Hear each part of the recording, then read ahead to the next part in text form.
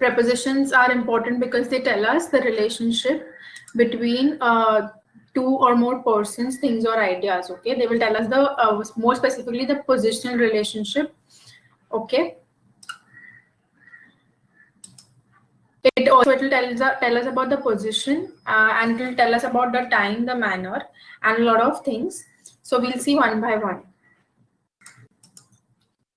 Okay, so first it tells us, as I said, it tells us the position, okay, or the place. So when I say John climbed up, okay, so now this climbed up, okay, it will tell us that the person has climbed up the ladder. So it will tell us about the position of John, okay. Ran across the road, okay, so ran across means what? If this is your road, the person is going to run across, cross it. Okay, it is related to place. Leaned against the wall, in between or between, below the surface or above the surface, beside. Okay, beside means to your side, maybe to your left or to your right, and on the table. Okay, so these are the prepositions, the ones which I've underlined, which tell us about the place. Okay, now time. Okay, now a few prepositions will tell us about the time. So when I say after his death, it will tell us if the particular incident or activity took place, the time when it took place. Okay, before his death or after his death. Arrived before me. Okay, again before. By 2 p.m. on 14th October, during the whole day, for many years. Okay, so all these are prepositions of time. Now manner, they tell us how a particular activity or a task was done. Fought with courage. Okay, now here with becomes a preposition. One with ease. Like how was it done? That particular activity was done easily, right? So it was done with ease. Dying by inches. Okay. Again, your preposition will be by. So how is it dying? It is dying by inches. Remember, whenever you have this word manner, you have to ask the question how. How did he fight or how did she fight? If he or she fought with courage. Okay, how did he or she win? He won with ease. And how did it die or how was it dying? Was dying by inches. Okay. Okay. So now the cause, reason, and purpose. So when you have words like because, as, since, okay, all these are the causes or the reasons. So died of fever. Okay, what was the death of? What was the cause of the death? It was fever. So died of fever. Did it for our good.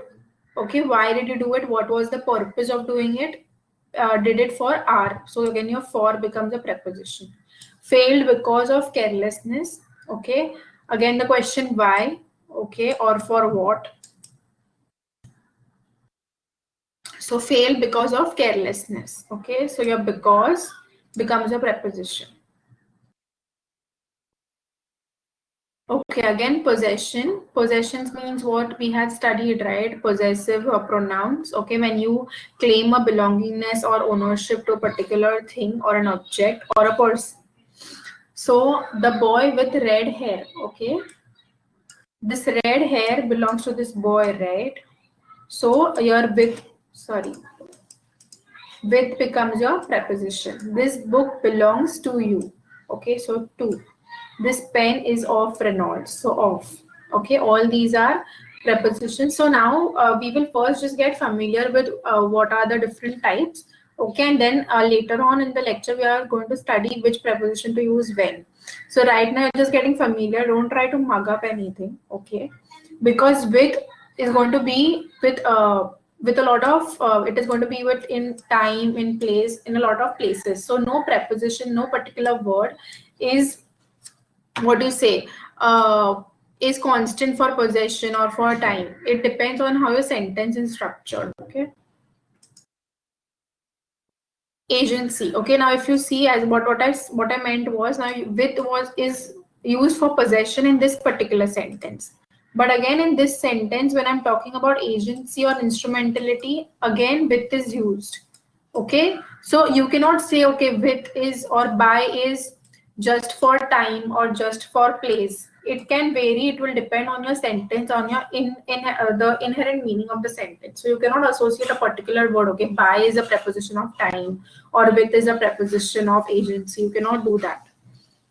Okay, so let's move on. So agency and instrumentality. So what they mean is, now this might be something new. Okay, completely new. So let's see this very much in depth. Okay, so when an object performs a task, it performs a function of an agent. What they mean is, whenever see, when I say I will hit you, okay, I will either hit the person with my hand, okay, or I will either hit the person with a what is it, with a stick. Okay, so your stick becomes my instrument. Okay, your stick will become my instrument, and I will become the agent. So if you have an instrument, that becomes if you're hitting with a stick, the stick becomes the instrument and you will be the agent. Okay, and if you're just hitting with your hand, there is no instrument in this case. Okay, you're doing it by yourself, so there is no instrument, you are the agent. Okay, so when we see this sentence, okay, let's see few examples. Agent can either be living or non-living. Okay, so there is a difference between an agent and an instrument. The agent always uses an instrument to do the work. Okay, so when you see this sentence, she was hit by a car. Okay, your car is your what? Your car is the agent. Okay, because the car is the body of the car is going to hit the person, right? The car is not going to take an external instrument and hit. So your car is a non-living being. Okay, but it is an agent here. It is not an instrument. Was destroyed by a bomb, cut with a knife. Okay, and send it by post. Okay. So all these: knife, post, bomb, and car. So we will see in depth later in the slides. Okay, right now just remember all these are agents and instruments which are used to perform particular tasks. Okay, car, bomb, knife. Your knife is an instrument, and sent by post. Okay.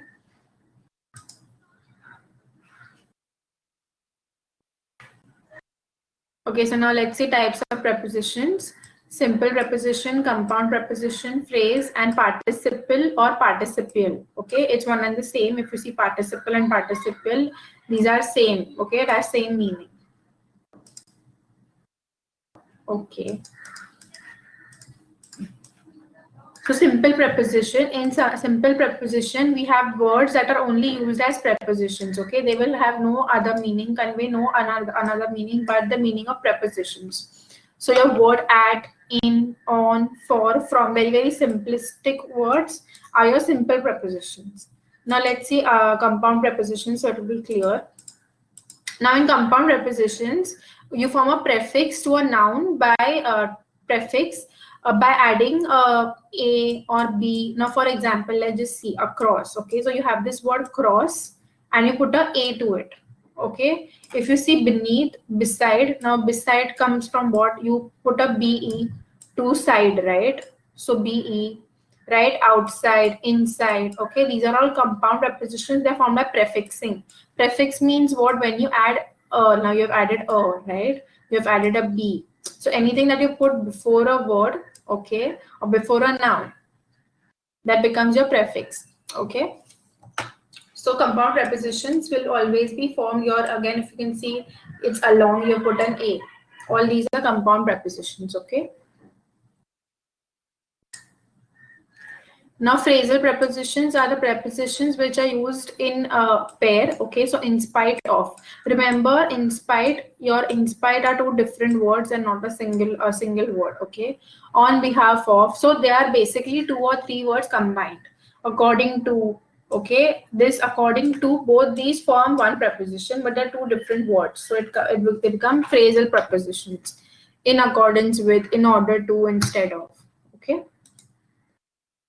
So you don't have to remember the names of these prepositions. You just have to know that, okay, in accordance with is a preposition, in order to is a preposition.